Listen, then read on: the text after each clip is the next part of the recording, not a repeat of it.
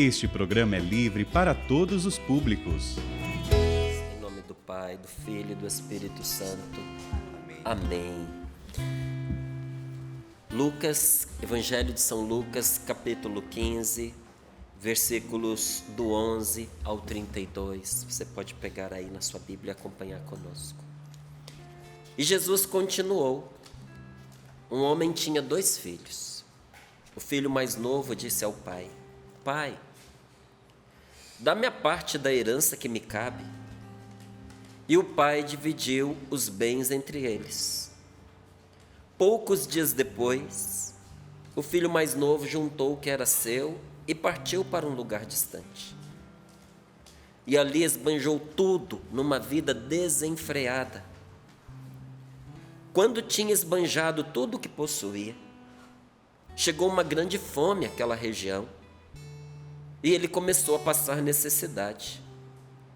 Então foi pedir trabalho a um homem do lugar que o mandou para seu sítio cuidar dos porcos. Ele queria matar a fome com a comida que os porcos comiam, mas nem isto lhe dava. Então caiu em si e disse: Quantos empregados na casa do meu pai têm pão com fartura, e eu aqui morrendo de fome.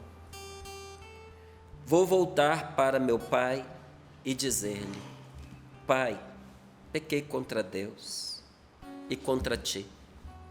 Já não mereço ser chamado teu filho. Trata-me como a um dos teus empregados. Então ele partiu e voltou para a casa do seu pai. Quando ainda estava longe, seu pai o avistou e foi tomado de compaixão. Correu-lhe ao encontro, abraçou-o e o cobriu de beijos. O filho então lhe disse: Pai, pequei contra Deus e contra ti. Já não mereço ser chamado teu filho. Mas o pai disse aos empregados: Trazei depressa a melhor túnica para vestir meu filho. Colocai-lhe um anel no dedo e sandália nos pés. Trazei um novilho gordo e matai-o para comermos e festejarmos. Pois este meu filho estava morto e tornou a viver. Estava perdido e foi encontrado. E começaram a festa. O filho mais velho estava no campo. Ao voltar, já perto de casa, ouviu a música e o barulho de dança. Então chamou um dos criados e perguntou o que estava acontecendo. Ele respondeu: É teu irmão que voltou. Teu pai matou o novilho gordo porque o recuperou seu filho são e salvo. Mas ele ficou com raiva e não queria entrar. O pai, saindo, insistiu com ele. Ele, porém, respondeu ao pai: Eu trabalho para ti há tantos anos. Jamais desobedeci a qualquer ordem tua. E nunca me deste um cabrito para eu festejar com meus amigos. Mas quando chegou este teu filho, que esbanjou teus bens com as prostitutas, matas para ele o novilho gordo. Então o pai lhe disse: Filho, tu estás sempre comigo, e tudo que é meu é teu. Mas era preciso festejar e alegrar-nos, porque este teu irmão estava morto e tornou a viver. Estava perdido e foi encontrado. Palavra da salvação. Glória a vós, Senhor. Glória a vós, Senhor. Bendito seja Deus por esta palavra. Na terça-feira, nós já tínhamos tomado esta palavra aqui no Sorrindo para a Vida, mas eu percebi que era importante que a gente continuasse, porque esta palavra nos revela uma coisa que a gente não pode deixar de falar sobre ela. Nos revela que o pai tem 2 tipos de filho: aquele que se perde fora de casa e aquele que se perde dentro de casa. Ninguém escapa. Ou você é o filho que se perdeu fora de casa, ou você é o filho que se perdeu dentro de casa. E uma das características do filho que se perdeu dentro de casa é não admitir que se perdeu. Não admite. Igual esse rapaz. Olha o que ele diz. O filho mais velho estava no campo, tá? Chamou um dos empregados. Aqui, ó. Ele, porém, respondeu ao pai: eu trabalho para ti há tantos anos. Jamais desobedeci a qualquer ordem tua. E nunca me deste um cabrito para eu festejar com os meus amigos. Então, para ele era perfeito. Ele não admitia que ele estava perdido. Mas no que ele estava perdido? Mesmo estando dentro de casa, ele não se sentia um filho. O pai teve que falar para ele: você está sempre comigo, meu filho. O que é meu é teu. Por que o pai teve que dizer para ele: o que é meu é teu? Porque de verdade ele não sentia assim. Ele tinha um espírito de empregado. Como muitas vezes o nosso relacionamento com Deus se dá por um espírito de empregado. Eu sei que nem todo empregado é assim, mas em cada canto tem um empregado assim, você já deve ter conhecido algum. Tem empregado que não pode ver o chefe que já começa a bajular, não é assim? Puxa saco. E quem está ali perto vê que não é porque gosta do chefe, mas é porque sabe que bajulando pode ser que consiga algum benefício. E Deus, Ele é expert em identificar bajuladores. O Senhor não quer bajulação, Ele quer o nosso amor. Um não se sentia filho e foi embora. O outro não se sentia filho dentro de casa. E olha que interessante. Esse rapaz que se perdeu tudo, perdeu até a própria identidade, porque ele já não sabia mais quem ele era. Ele já não se sentia filho. Ele vinha pensando pelo caminho: depois de tudo que eu fiz, quem sabe meu pai me aceita como um empregado, porque como filho, é certo que não vai dar. Então ele já sabia que como filho não. E como empregado ele tinha dúvidas. Esse rapaz não sabia mais quem ele era, gente.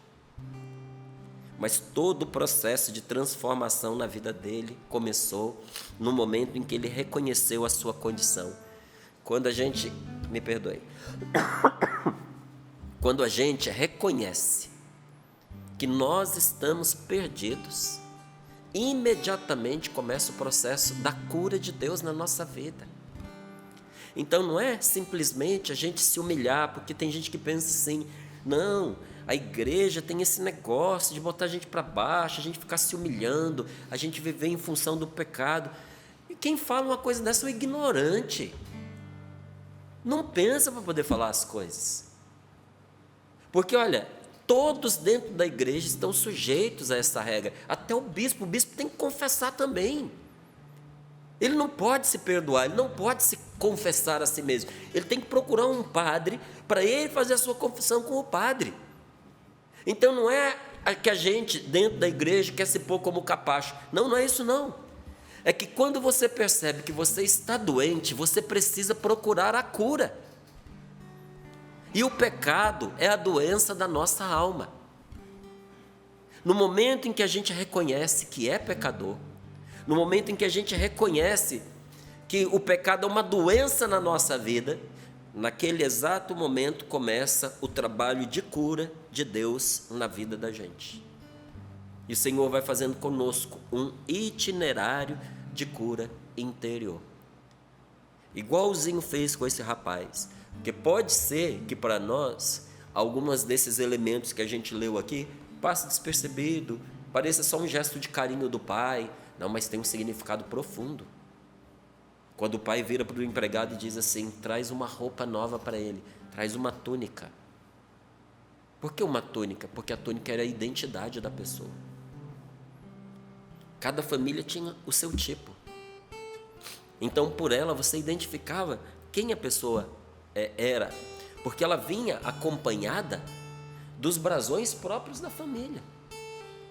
Tanto que conta que quando Jesus foi para ser crucificado, e ele estava lá no Horto das Oliveiras, e os soldados foram buscar Jesus, entre aqueles que ali estava São Marcos. E os soldados não iam levar só Jesus não, tentaram pegar os discípulos também. E na hora que foram pegar São Marcos, ele soltou a roupa e saiu correndo. Isso tem um significado. Por que a palavra de Deus foi contar que ele fugiu nu? Que diferença faz? Importa saber que fugiu. Não, fugiu nu para mostrar que quando a gente nega a Deus, quando a gente foge de Deus, a gente foge de si mesmo e a gente perde a nossa identidade. Esse rapaz já não sabia quem ele era. Ele estava desfigurado e os outros não o reconheciam. Tanto que só o pai o viu. Como, gente? Se esse menino tinha vivido tantos anos ali com o pai, com a sua família e com aqueles empregados. Aquele menino tinha crescido ali no meio daqueles empregados. Por que foi que eles não conseguiram reconhecê-lo? Porque ele estava desfigurado. Do mesmo jeito que quando você anda ali naquela Cracolândia, em São Paulo, você olha para algumas pessoas e você pensa, meu Deus, essa pessoa está desfigurada. E quando você presta bem atenção, aquele homem que parece um velho, tem só 26, 28 anos. Pele e osso. 26, 28 anos, cabelos brancos, olheiras fundas, cabelo todo emaranhado, a barba suja, as roupas fedendo, todo sujo. Um morto-vivo. Porque o crack faz isso com a pessoa. Só que olha, não dá para comparar o que o crack faz com a pessoa, o que o pecado faz com a gente quando nós nos entregamos a ele. Ele nos desfigura de uma maneira muito, muito pior. Porque uma pessoa pode estar num leito de um hospital completamente reconhecível fisicamente, mas você chega para ela, você vai conversar com ela, imediatamente você vê que a pessoa está ciente de quem ela é, da sua identidade. Agora é muito triste, gente, quando uma pessoa por fora é do jeitinho que você conhecia, mas essa pessoa já não se lembra quem ela é. Ela já não tem aquele vício, ela já não tem aquela beleza, porque ela se perdeu, ela se desconfigurou interiormente, por isso os outros não o reconheciam. Só o amor nos permite ver aquilo que sem o amor a gente é incapaz de enxergar. Quem viu aquele homem viçoso, festeiro, não conseguia, viçoso, pai, me dá minha parte da herança, que eu quero viver a minha vida. Com certeza mentiu, trouxe para o pai projetos bonitos que ele ia fazer com o dinheiro, só ter nas mãos. A hora que pegou o dinheiro nas mãos, sumiu para gastar da pior forma possível. E foi aquele moço bonito, desejoso de viver a grande aventura da vida, e agora voltava aquele trapo humano. Quem viu aquele jovem forte e bonito não conseguia reconhecê-lo naquele frangalho de gente, porque não só por fora ele estava despedaçado, desconfigurado, mas a dor havia calejado seu coração. Ele tinha sido traído pelos seus amigos, ele tinha sido abandonado, não havia lugar que o recebesse. Com muito custo foi recebido num sítio, não era nem uma fazenda, num sítio, para cuidar de algo que um judeu jamais se submeteria. Não sei se você sabe, mas judeu não come carne de porco. Judeu não tem nenhuma relação com carne de porco. Nem os judeus, nem os muçulmanos. Não tem nenhuma relação com este animal, porque é considerado um animal impuro. Agora você veja, colocar um judeu para ir para um curral, um chiqueiro, era descê-lo abaixo do que ele considerava o limite de um ser humano, é colocá-lo abaixo dos porcos. E foi desse jeito que ele foi tratado, porque o porco tinha o que ele não tinha. O porco tinha um tipo de comida que ele desejou comer e o dono do porco não deixava. Então a comida que ele comia, se comia, era menos do que aquilo que era dado aos porcos. Era desse jeito que esse homem estava, gente. Você imagina quantas vezes ele repassou o erro que ele cometeu. Não tinha com quem contar. Você imagina o drama dele, volto ou não volto para casa, meu pai vai ou não vai me receber? Porque por uma questão de justiça, o pai teria todo o direito de não recebê-lo. Por isso que eu digo a você, às vezes a nossa justiça não corresponde ao amor. Sabe, a justiça de Deus é diferente. A justiça de Deus é misericórdia. Porque se fosse fazer cumprir justiça aqui, o pai não deveria receber o seu filho. Mas eu lhe digo, não seria uma grande injustiça se ele assim o fizesse? A justiça de Deus tem uma conotação completamente diferente da justiça desse mundo, gente. A justiça de Deus nos justifica, nos levanta, nos devolve a dignidade. E o pai, como que não bastando devolver a roupa, diz, traz o anel. Não era qualquer anel, era o anel da família. Porque naquela época, você não tinha assinaturas em papel como é hoje. O que o povo tinha naquela época? Tinha um brasão, ou chamado selo. Não é? Quem já viu aquelas cartas que você coloca a cera para poder lacrar, né? Aí depois você vem com um sinete na cera ainda quente e você aperta, aí fica ali a sua marca. Se alguém quebrar aquela cera, ela não cola mais. E mostra que o envelope foi violado. Não tem jeito de consertar. O único jeito seria tirar aquela cera, colocar de novo a cera e vir de novo com o brasão. Ou seja, a pessoa tinha que assinar de novo com o brasão dela. Alguns traziam pendurado no pescoço, outros traziam no dedo, era mais prático. Era uma joia, mas era muito mais do que a joia. Valia mais do que o ouro do qual ele era feito. Valia mais do que a pedra preciosa que estava ali. Porque o anel era o sinal da autoridade. Era pelo anel que você reconhecia que aquele filho podia falar em nome daquela família. Aquele rapaz até isso vendeu. Então ele havia perdido o respeito. A sua palavra não valia mais nada. Porque ele não tinha o anel da família. Ele perdeu todos os bens, tudo, até aquilo que ele não poderia vender de jeito nenhum. Porque você imagina, o anel era como uma senha. Imagina a sua senha do banco, com todo o seu dinheiro rodando por aí. Era aquele anel. Alguém poderia inclusive assinar um documento em nome da família dele, porque ele vendeu o que ele não podia ter vendido. E por fim, o pai diz, traz sandálias também. A única coisa que diferenciava fisicamente o servo do filho, o servo do herdeiro da família, eram as sandálias, porque todo mundo trabalhava no campo. E até pouco tempo era assim, não é? Você vê, há umas dezenas de anos atrás, as famílias tinham muitos filhos. Era 8, era 9, era 19. Tem casas e casos que só uma mãe teve mais que 15 filhos. E fala, mas como é que a gente vai sustentar tantas bocas assim? A pessoa morava no campo. Os garotos já iam desde cedo trabalhar na roça, as mulheres também. O serviço pesado ficava para os rapazes, mas o serviço mais leve ficava para as moças. Como todo mundo trabalhava, não ficava pesado para ninguém. Quando nasceu o filhinho mais novo, o mais velho já tinha 20 anos, não é? Então os filhos que cresciam ajudavam a cuidar. Então você tinha numa fazenda muitos filhos trabalhando no campo junto com os funcionários. Como é que você distinguia um do outro? Aqui entre nós só se falasse, na nossa cultura. Mas lá, na época deles, era pelas sandálias. Porque o servo não calçava sandálias. Inclusive porque alguns estavam lá por obrigação de trabalho. E por que não usava sandália? Porque descalço a pessoa não podia fugir, descalço a pessoa não ia longe.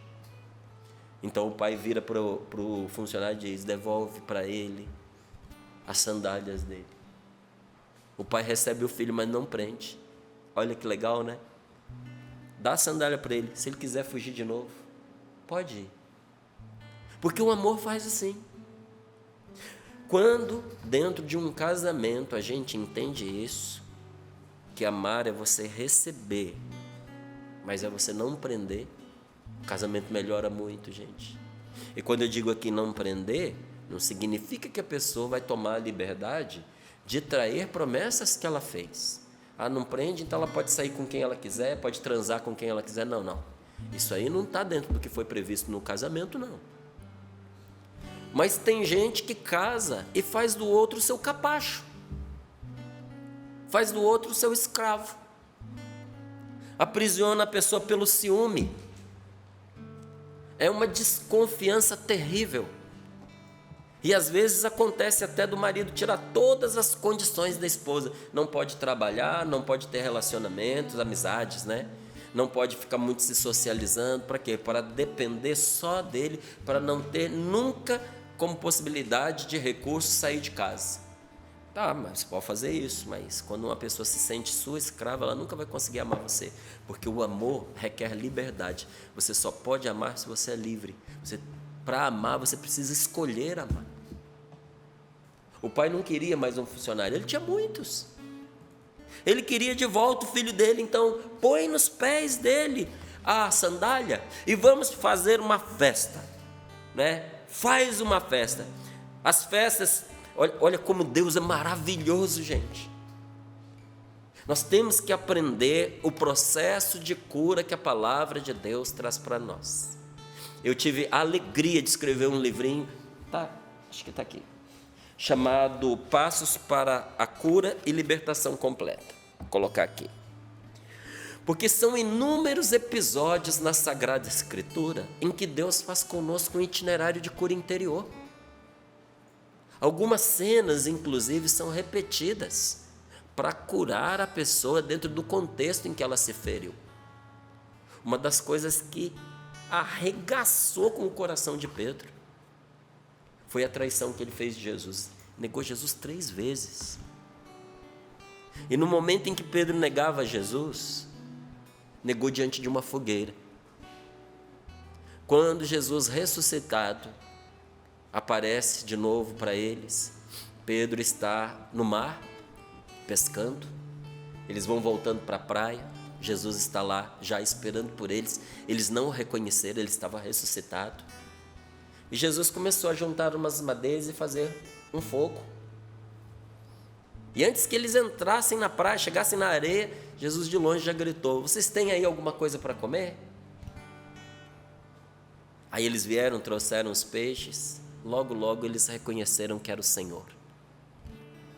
E ali diante daquela fogueira, Pedro via Jesus. 2 coisas que maltratavam muito o coração dele: aquele que ele amou e traiu, e o fogo. Pior ainda, aquele que ele amou e traiu diante do fogo, porque foi diante do fogo que ele tinha visto Jesus e negado. E você acha que Jesus deixou a situação assim, solta? Não, precisa curar a ferida. Deus não faz de maldade, faz porque nos ama. Ele precisava dar a Pedro a oportunidade de reparar aquilo que ele tinha feito, para consertar inclusive dentro de Pedro aquilo que se quebrou. E Jesus pergunta para ele: Pedro, tu me amas? Senhor, tu sabes que eu te amo. Ele respondeu. Jesus: apacenta os meus cordeiros. Passa um pouquinho, conversa vai, conversa vem. Jesus olha para ele de novo: Pedro, tu me amas? Pedro: Senhor, tu sabes que eu te amo. Apacenta meus cordeiros. Conversa vai, conversa vem. Jesus vira de novo para Pedro e diz: Pedro, tu me amas? E diz a palavra de Deus que naquela hora Pedro se entristeceu profundamente, porque Jesus tinha perguntado pela 3ª vez. Adivinha por quê? Porque se antes ele desconfiava, agora ele tinha certeza que Jesus estava falando daquela traição. E naquele momento Pedro faz a confissão, gente. A confissão cura a gente. Pedro vira para Jesus e diz: Senhor, tu sabes tudo, tu sabes que eu te amo. E o Senhor lhe diz: então apacenta as minhas ovelhas. Aí agora o pai nesta palavra faz a mesma coisa, porque esse jovem saiu de casa para quê? Para fazer festa. E as festas haviam se tornado para ele um motivo de amargura. Por causa das festas ele havia perdido tudo. Por causa das festas, ele se relacionou com falsos amigos. Com certeza, enquanto ele cuidava de porcos, ele lembrava daquelas festas onde ele esbanjou dinheiro, onde ele jogava o dinheiro para as pessoas. É fácil, né? Você ser querido quando você esbanja dinheiro. Mas quando você cai na miséria, meu amigo, aí é que você vai descobrir seus verdadeiros amigos. Quando você não tiver dinheiro, pior ainda se você estiver endividado e quando você estiver doente. Você vai descobrir quem te ama quando você estiver doente. E eu não estou falando daquela visitazinha fuleira, vagabunda, que a pessoa vai lá, fica meia horinha e não aparece nunca mais. Vai só para cumprir preceito e dizer assim, eu te visitei. Não, estou falando daquele que vai lá para ver o que você está precisando, te liga, bate na sua porta, entra na sua casa, vai comprar o seu remédio, vai ajeitar você na cama, vai lavar a louça, vai botar você no carro, vai te levar no médico. Na hora que você está doente, irmão, fica quase ninguém. Sabe de verdade quem fica? Sua mãe e a sua esposa. Sua mãe e o seu marido, se for um marido, firme, bom, homem de verdade. Porque frouxo nessa hora, rapa fora. Nessa hora, você vai ver quem te ama de verdade. Por isso, nunca cogite trocar a sua esposa pelos seus falsos amigos, porque na hora que você precisar, é ela quem vai estar ali do seu lado, cuidando de você, como com certeza, muitas vezes, ela fez. E o pai, sabendo que o coração daquele filho tinha sido, profundamente ferido por meio daquelas festas, ele odiava festas agora, porque foi assim que ele perdeu tudo. O pai, para curar o coração do filho, para reintegrá-lo completamente, manda fazer uma festa. Só que aí acontece uma coisa que o pai não esperava.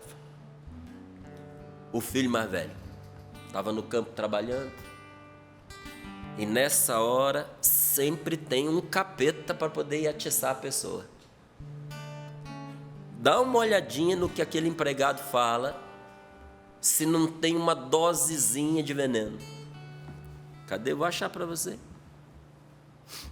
Aqui, tá aqui, Então chamou um dos criados e perguntou o que estava acontecendo. Primeiro, esse criado já não estava ali na festa. Provavelmente já estava num lugar estratégico, só esperando chegar o filho mais velho. Porque a pessoa pensa, né? Quero só ver a cara do irmão mais velho quando chegar. Você não pensaria? Está aqui tocando o maior som. Matou o novilho gordo, que era a menina dos olhos do mais velho. O servo estava todo esperando. Esse novilho gordo era o que enchia os olhos do rapaz. O pai matou para o outro que foi embora. O camarada ficou num ponto estratégico. Aí vem o filho mais velho e pergunta, né? Chamou um dos empregados e perguntou, o que está acontecendo? Ele respondeu, é teu irmão que voltou. Teu pai matou um novilho gordo. Me perdoe dizer assim, gente, por que esse desgraçado tinha que dar essa notícia? Ele não precisava ter falado isso. Ele podia ter dito até um novilho. Não, ele fez questão de dizer, teu pai matou um novilho gordo, porque recuperou o seu filho são e salvo. Era verdade. Nem sempre o diabo vai mentir para a gente, porque ele sabe maltratar a gente com a verdade. E esperou ali, através daquele homem, para cutucar o outro. E diz que o filho mais velho ficou com raiva e não queria entrar, porque ele estava tomado de ciúme e de raiva. O coração dele estava doente. Lembra que eu falei para você que tem 2 tipos de filho? Esse pai, aquele que se perde fora de casa, que se perde com drogas, que se perde com a prostituição, que se perde por meio de uma desorientação sexual, que se perde no meio da bebedeira, que não sabe escolher, não sabe diferenciar amigo de colega, não sabe diferenciar. Era uma topeirinha, coitado. perdido. Perdido, garoto. E tem aquele que se perde dentro de casa, que às vezes tudo para ele é pela lei, sabe? Tudo é na raiva, tudo é no ciúme, tudo é na comparação.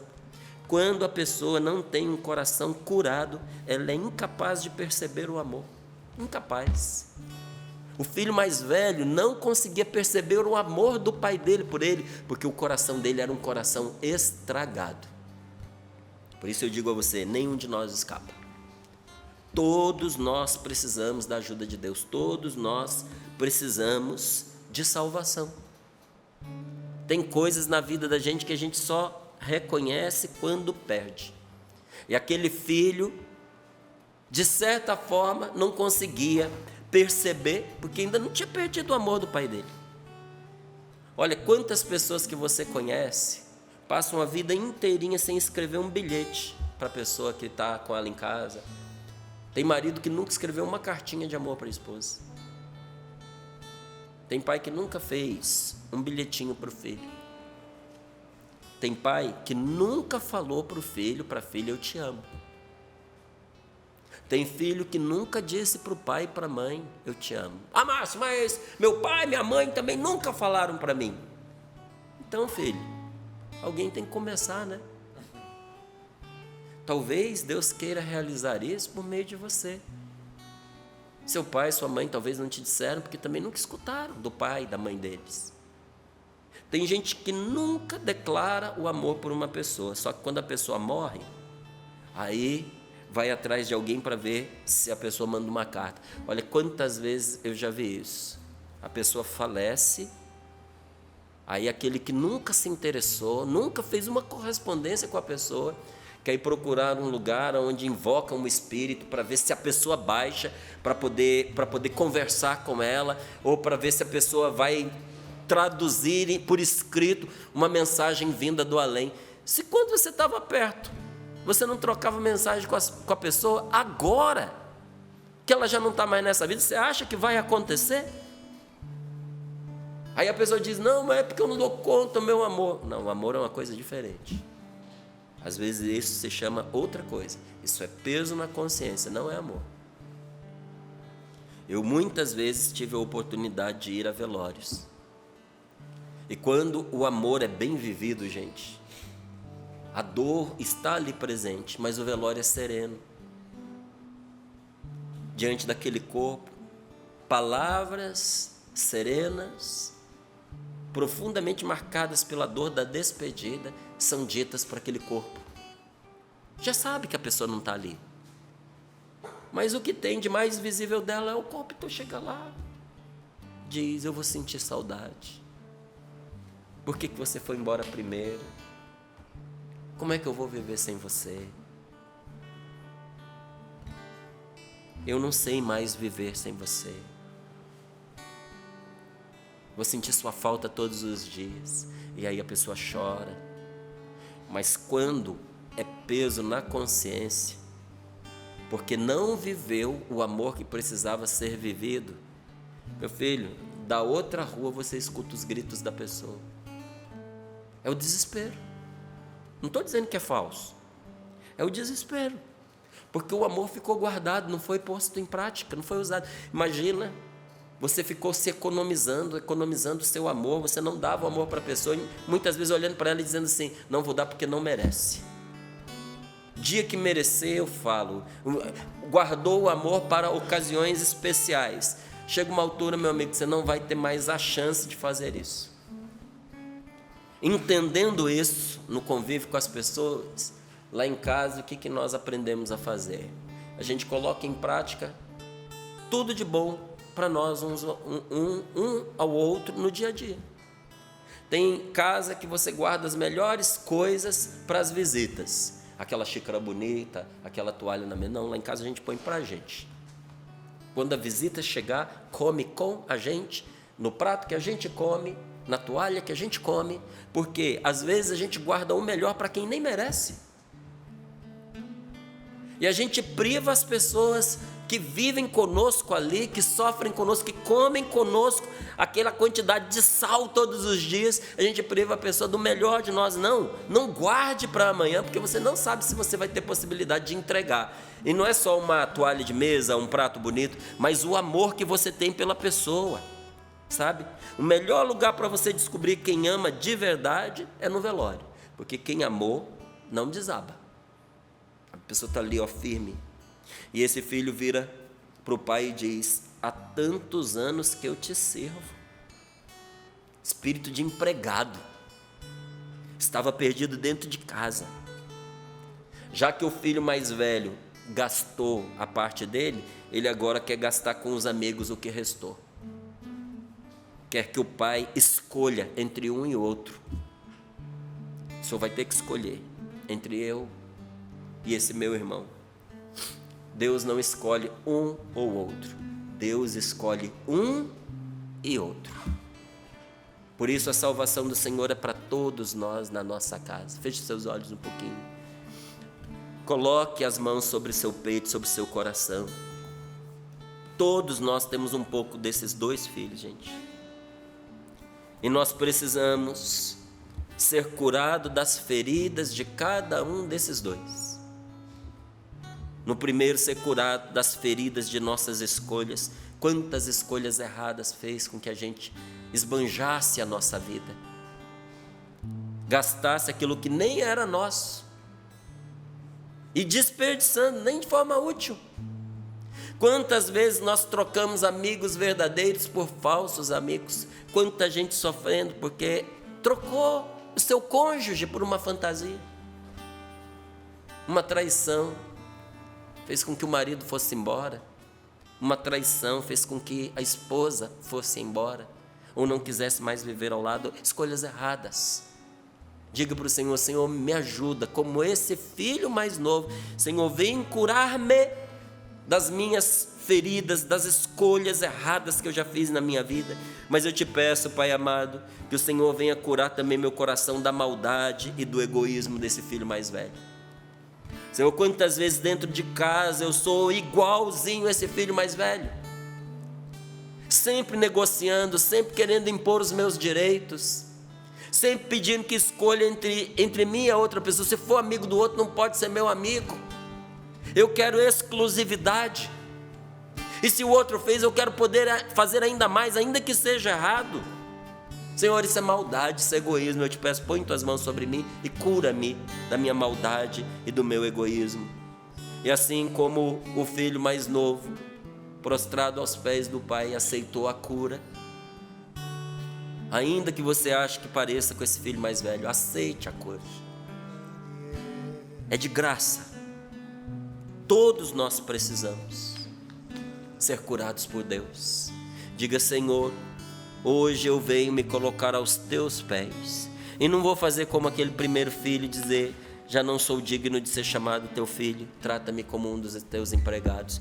Vou dizer diferente: meu Pai, me recebe de volta nos teus braços, e cura-me, Senhor, de todas as feridas que eu mesmo me causei.